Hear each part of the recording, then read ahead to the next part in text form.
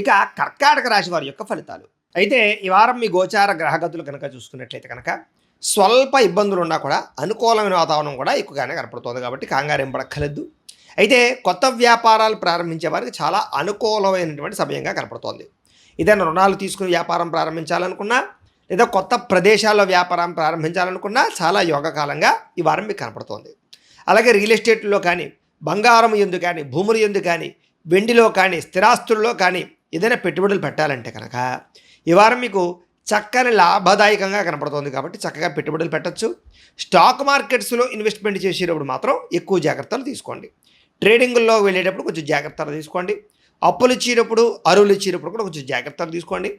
ఎవరిని నమ్మి మాత్రం పెట్టుబడులు పెట్టకండి. అలాగే అనవసరమైనటువంటి వృధా ఖర్చులు చేయకండి. ఈ వారం దుబారా ఖర్చులు పెరిగిపోయే అవకాశాలు, తక్కువ ఖరీదు వస్తువుల్ని ఎక్కువ ఖరీదు కొనుగోలు చేసే అవకాశాలు ఉన్నాయి కాబట్టి క్రయ విక్రయాలు జరిగేటప్పుడు ఎక్కువ జాగ్రత్తలు తీసుకోవాలి.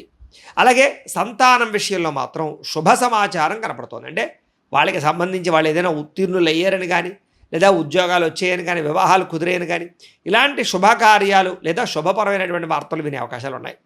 అలాగే పిల్లలకు సంబంధించినటువంటి విషయాల్లో మీరు మంచి ఉత్సాహాన్ని, చైతన్యాన్ని లేదా వాళ్ళకి సపోర్ట్ని అందిస్తారని ఖచ్చితంగా చెప్పొచ్చు. ప్రేమికుల మధ్య కూడా సంబంధ బాంధవ్యాలు బాగా తీవ్రంగా, అంటే ప్రేమ ముదురుతుందని చెప్పొచ్చు. అర్థం చేసుకోవడము ఒకళ్ళొకళ్ళు, అలాగే ప్రేమానురాగ ఆప్యాయతలతో కలిసి ఆనందంగా ఉండడము,